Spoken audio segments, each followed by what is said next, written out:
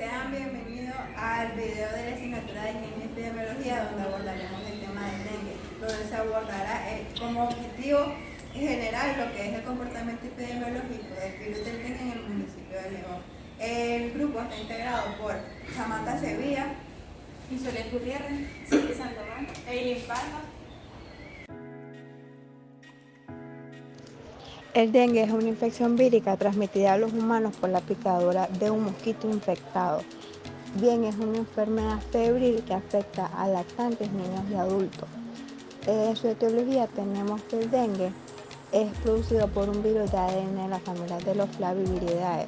El mosquito Aedes aegypti, conformado por 4 serotipos de dengue, 1, 2, 3 y 4, los cuales pueden llegar a compartir estructuras patogénicas y producir formas graves de la enfermedad. De acuerdo a las manifestaciones clínicas, tenemos que el dengue se puede presentar de manera asintomática, que pueden presentar fiebre, dolor de cabeza intenso, dolor retroocular, dolor muscular y dolor en las articulaciones y exantemas. Les hablaré de la patogénesis. Según la Real Academia Española, se define como patogénesis al origen y desarrollo de las enfermedades.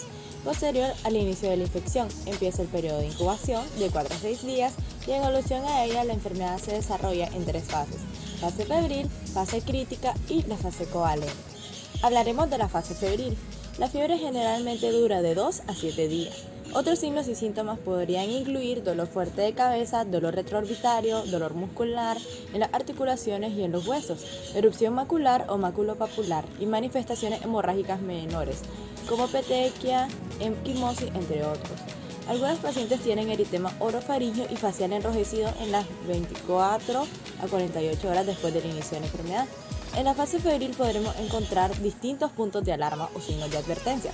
Dichos signos de advertencia de la evolución hacia el dengue grave ocurren en la última fase de la fase febril, alrededor del momento de defervescencia, e incluyen vómitos persistentes, dolor abdominal intenso, acumulación del líquido, hemorragia mucosa, dificultad para respirar, letargo, inquietud, hipotensión postural, agrandamiento del hígado y un aumento progresivo de hematocrito. La fase crítica. La fase crítica del dengue comienza en la defervescencia y generalmente dura de 24 a 48 horas. La mayoría de los pacientes mejora en términos médicos durante esta fase. Sin embargo, los que tienen una extravasación grave del plasma en unas horas presentan dengue grave, como consecuencia de un aumento marcado en la permeabilidad vascular.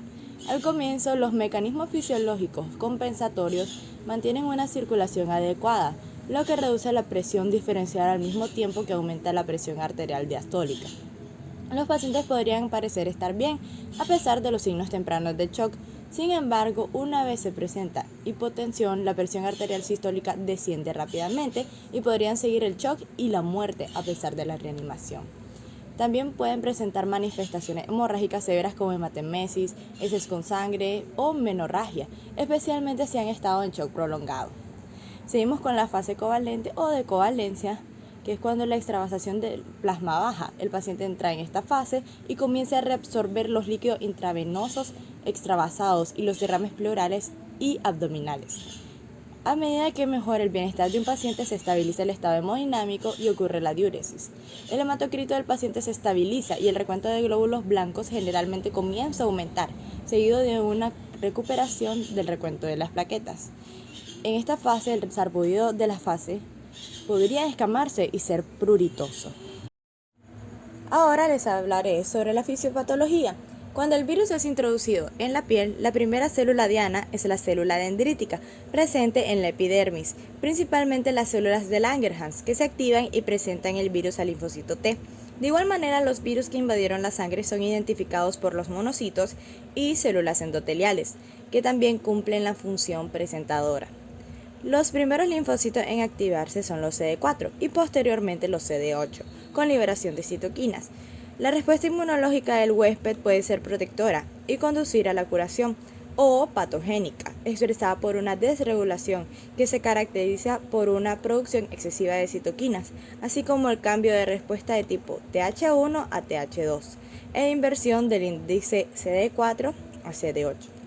El derrame excesivo de citoquinas produce un aumento de la permeabilidad vascular que se traduce en una extravasación del plasma, que es la alteración fisiopatológica fundamental del dengue, mediante la cual se escapa agua y proteínas hacia el espacio extravascular y se produce la hemoconcentración y a veces choque hipovolémico.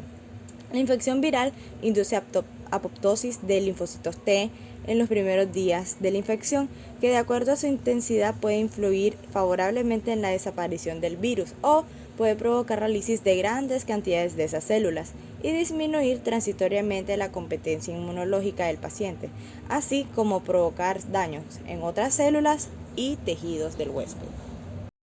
El diagnóstico. El diagnóstico definitivo de una infección por dengue, teniendo en cuenta la clínica del paciente, o sea, su sintomatología, se realiza en el laboratorio y depende de la detección de los anticuerpos específicos en el suero del paciente, de la detección del antígeno viral o del ARN viral en el suero o tejido o del aislamiento viral. En la fase aguda se debe tomar tan pronto sea posible luego del inicio de la fase febril y una muestra en la fase de convalecencia e idealmente debe ser tomada de 2 a 3 semanas después. El diagnóstico serológico puede hacerse por una inmunocaptura enzimática de la inmunoglobulina M e inmunoglobulina indirecta ELISA. También tenemos una inhibición de la maglutinación, entre otros. También existe el aislamiento viral y una identificación viral, que el método de elección para notificación del virus es IFA. También tenemos la PCR, es decir, la reacción en cadena de la polimerasa transcriptasa reversa, usado para detectar el ARN viral, y también tenemos lo que es la inmunohistoquímica. Hablando un poco de lo que es la distribución geográfica de la enfermedad en el mundo, el dengue se presenta en climas tropicales, subtropicales en todo el planeta, sobre todo en zonas urbanas y semiurbanas. La distribución y brotes, tenemos que antes de 1970 solo en 9 países ha sufrido epidemias del tipo de dengue grave. En la actualidad la enfermedad se considera endémica, más densa en países en las regiones de África, las Américas, Mediterráneo oriental, Asia sudoriental y Pacífico occidental. Epidemiología y estadísticas mundiales. En las últimas décadas ha aumentado enormemente la incidencia del dengue en el mundo. Una gran mayoría de casos son asintomáticos o con síntomas leves, que pueden ser gestionados por el propio sujeto, por lo que el número real de casos del dengue es superior a los notificados. Además, hay muchos casos que se diagnostican erróneamente como otras enfermedades febriles. Según una estimación basada en modelos, se producen 390 millones de infecciones por el virus del dengue cada año, de los cuales 96 millones se manifiestan clínicamente, con diversos niveles de gravedad. En otro estudio sobre la prevalencia del dengue se estima que 3.900 millones de personas están en riesgo de infección por los virus del dengue, pese a que existe riesgo de infección en 129 países. El 70% de la carga real se concentra en Asia. El número de casos de dengue notificados a la OMS se ha multiplicado por 8 en las 2 últimas décadas, desde 505.430 casos en 2000 a más de 2.4 millones en 2010 y 5.2 millones en 2009. Las muertes notificadas entre 2000 y 2015 pasaron de 960 a 4.032, lo que afecta sobre todo al grupo etario más joven.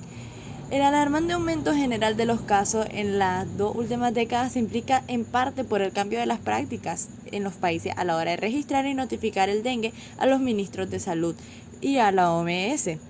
También representan el reconocimiento por parte de los gobiernos de la carga de morbilidad debida al dengue y por tanto la pertinencia de...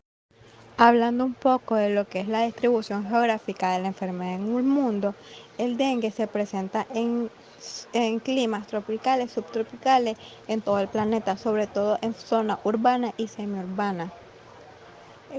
La distribución y brotes, tenemos que antes de 1970 solo en 9 países ha sufrido epidemias del tipo de dengue grave. En la actualidad la enfermedad se considera endémica, más densa en países en las regiones de África, las Américas, Mediterráneo oriental, Asia sudoriental y Pacífico occidental. A continuación, explicaré los distintos mecanismos de prevención y promoción contra el dengue. Como antes ya se mencionó, el dengue es una enfermedad infecciosa que se transmite por la picadura del mosquito Aedes aegypti, el cual se puede crear en distintos lugares siempre que estos cuenten con el medio adecuado y podemos encontrarlos dentro o fuera de nuestros hogares, como por ejemplo los baldes, floreros, platos de mascotas o de macetas incluso, desde todos aquellos recipientes que puedan colectar agua por algún tipo de goteo, entre otros. Por ello es necesario que actuemos a tiempo haciendo uso de las siguientes actividades para prevenir la transmisión de dicha enfermedad que puede llegar a ser mortal en algunos casos. Entre estas actividades tenemos eliminar los criaderos de mosquitos, eliminando objetos o no eliminándolos, sino dándoles vuelta para evitar que estos puedan acumular agua. Limpiar los patios eliminando maleza, mantener tapadas las pilas. También debemos limpiar las canaletas de nuestros techos. Si vivimos en zonas con abundantes mosquitos, debemos utilizar siempre mosquitero a la hora de dormir, repelentes de mosquitos y también ropa que nos pueda cubrir la mayoría de nuestro cuerpo para evitar que estos nos piquen. También si usted presenta algunos síntomas como fiebre o vómito, acudir de inmediato a un centro de salud más cercana para así se le haga un diagnóstico ya sea clínico o de laboratorio y así poder evitar que en su comunidad o en la zona en la que usted habita se cree un foco de dengue. También debemos de ser partícipes de las jornadas de abatización y fumigación del MINSA, que estas ayudan mucho a combatir lo que son estos mosquitos que nos pueden causar la enfermedad del dengue. A continuación hablaré acerca de los programas e iniciativas de organizaciones nacionales e internacionales que se dedican a la lucha contra el dengue. Entre las internacionales tenemos GT Dengue Internacional, que es un grupo de trabajo focalizado en la lucha contra el dengue. El GT Dengue Internacional se crea a través de la resolución CD44 R9 en el Consejo Directivo de la OPS en el 2003, que apoya los esfuerzos de los países para enfrentar al dengue, uno de los problemas de salud pública más importantes en la actualidad. El GT Dengue se incorpora al trabajo de los países para en conjunto modificar las prácticas existentes y poner en marcha la nueva estrategia de gestión integrada a la prevención y control del dengue. Esta nueva estrategia es horizontal, intersectorial e interprográmica y busca el cambio en la conducta de las condiciones de riesgo del dengue. También tenemos a la OMS y OPS. Su objetivo es promover el desarrollo y fomentar la seguridad sanitaria, fortalecer los sistemas de salud y aprovechar las investigaciones, la información y los datos probatorios. También tenemos entre algunos planes nacionales o organizaciones nacionales el Plan Maestro Mesoamericano de Gestión Integrada para la Prevención y el Control del Dengue y Chikungunya. Este está destinado a los países que forman parte del proyecto Mesoamérica. Entre estos están Belice, Colombia, Costa Rica, El Salvador, Guatemala, Honduras, México, Nicaragua, Panamá y República Dominicana. Su finalidad es contribuir a la reducción de la carga social y económica ocasionada por el dengue y el chikungunya en Mesoamérica. También tenemos a lo que el MINSA, o sea, el Ministerio de Salud de Nicaragua. Tiene diferentes objetivos, pero todos con un solo fin, y es que las personas del país gocen de una excelente salud y tengan acceso a las mismas. Es decir, este ministerio trata de incrementar la eficacia y efectividad del Sistema Nacional de Salud, incrementar el acceso a la población a servicios de salud, incrementar la vigilancia, regulación, promoción y prevención de la salud. El dengue es una de las principales enfermedades virales epidémicas. Es el arbovirus más importante del mundo en términos de morbilidad e importancia económicas. Casi la mitad de la población mundial está en riesgo. En Nicaragua, el dengue es una de las primeras enfermedades transmitidas por vectores y en los últimos años el número de casos va en aumento a pesar de los esfuerzos de prevención y control de vectores. El departamento de León es uno de los departamentos a nivel nacional con mayor prevalencia a lo que sería el virus del dengue, el cual, el que más sobresale vendrá siendo el serotipo 2 de todas las variantes existentes de lo que sería este tipo de virus. Se le atribuye que para el año 2019 existieron 11 muertes por este virus en el departamento, en donde 9 eran niños. Ahora bien, nosotros tenemos lo que sería la identificación del problema, en el cual nosotros atribuimos dos puntos importantes. El primer problema que nosotros encontramos fue la falta de conocimiento sobre lo que sería el virus del dengue, tanto de sus causas como de sus consecuencias, lo cual se le atribuye a lo que vendría siendo nuestro segundo punto, el cual vendría siendo la falta de la participación de la población en diferentes programas. ¿A qué nos referimos con esto? La población tiene un poco conocimiento sobre lo que vendría siendo el virus del dengue, tanto de las causas que lo causan como de las consecuencias que esto tiene, y por ende la población no puede tomar lo que vendrían siendo las medidas arbitrarias para poder realizar lo que sería una disminución y una reducción de lo que vendría siendo el ADE-AIT. Y esto repercute en lo que vendría siendo nuestro segundo punto, el cual vendría siendo la falta de la participación de la población.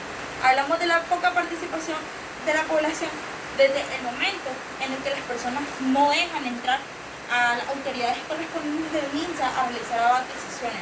Y por eso, ¿qué es lo que pasa? Esto repercute en lo que vendría siendo la salud de toda la población, debido a que no se puede hacer una reducción de lo que vendría siendo este virus por lo mismo, por la falta de la participación de la población, a consecuencia de la poca información que existe en el departamento sobre las causas y consecuencias y sobre el dónde viene este tipo de virus.